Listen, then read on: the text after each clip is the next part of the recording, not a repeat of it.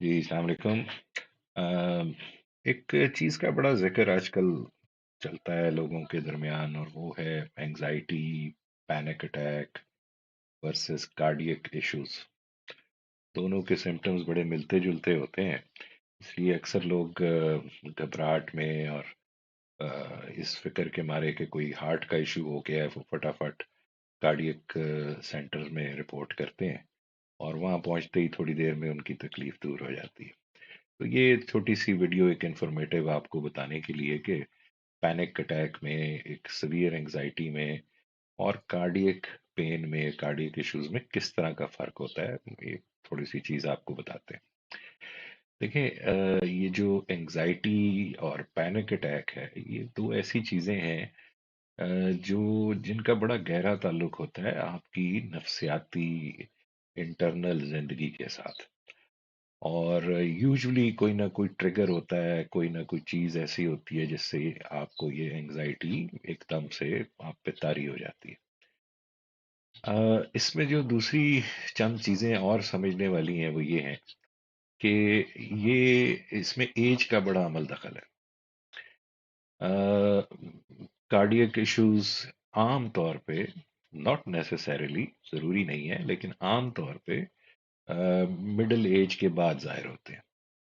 میں پھر کہہ رہا ہوں کہ عام طور پہ مڈل ایج کے بعد ظاہر ہوتے ہیں، یعنی 40-45 کے بعد مردوں میں، اور خواتین کے اندر یہ عموماً مینوپاز کے بعد، جب ان کی یہ منتھلی سائیکلز وغیرہ بند ہو جاتے ہیں تو اس کے بعد۔ اور یہ قدرت کا ایک طریقہ ہے کہ اس نے خواتین کو کارڈیک ایشوز سے بچانے کے لیے ایسا ہارمونل سسٹم ان کے جسم میں رکھا ہوا ہے کہ وہ ان کو پروٹیکٹ کرتا ہے against cardiac issues.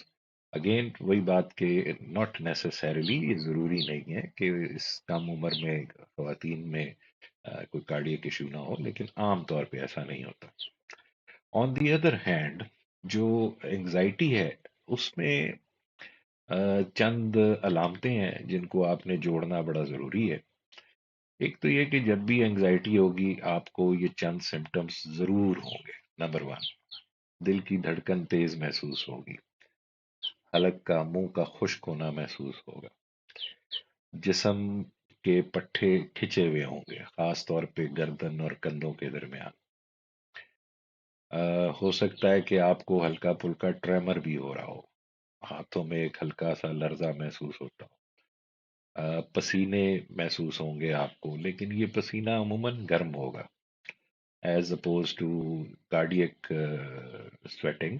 Cardiac event کے صورت میں جو سویٹنگ ہوتی ہے وہ عموماً ذرا ٹھنڈے پسینے ہوتے ہیں، بیکاز وہ اس وقت باڈی شاک میں جا رہی ہوتی ہے۔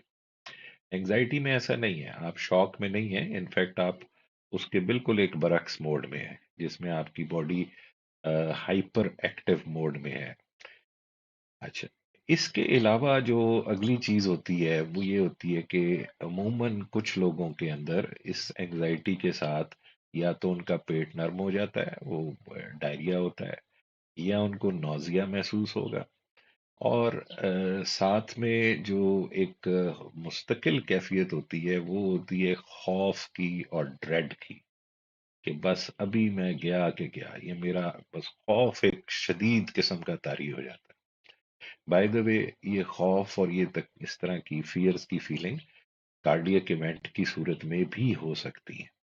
تو صرف آپ کو یہ سمجھانے کے لیے کہ یہ دونوں الگ الگ چیزیں ہیں، اور اس میں تھوڑا سا اس چیز کا خیال رکھا کریں۔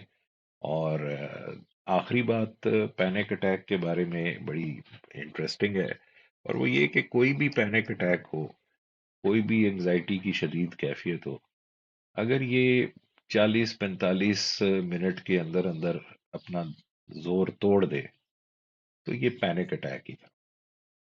عام طور پہ کارڈیک ایونٹ اتنا لمبا چلتا بھی نہیں ہے، اور اگر چلے بھی تو 30-35 منٹ میں ٹھیک نہیں ہوتا، بڑھتا جاتا ہے، جبکہ پینک اٹیک 20 منٹ کے بعد اپنا زور کم کرنا شروع کر دیتا ہے۔ کچھ مریضوں کے اندر اس میں ایک اور بھی سمٹم ہوتا ہے، اور اس کو ہم کہتے ہیں ہائپر وینٹیلیشن، یعنی ہانپنا۔ آپ چھوٹے چھوٹے سانس لے رہے ہوتے ہیں اور بہت تیز تیز سانس لے رہے ہوتے ہیں، تو یہ ایک الگ ایک اور علامت ہے اس چیز کی۔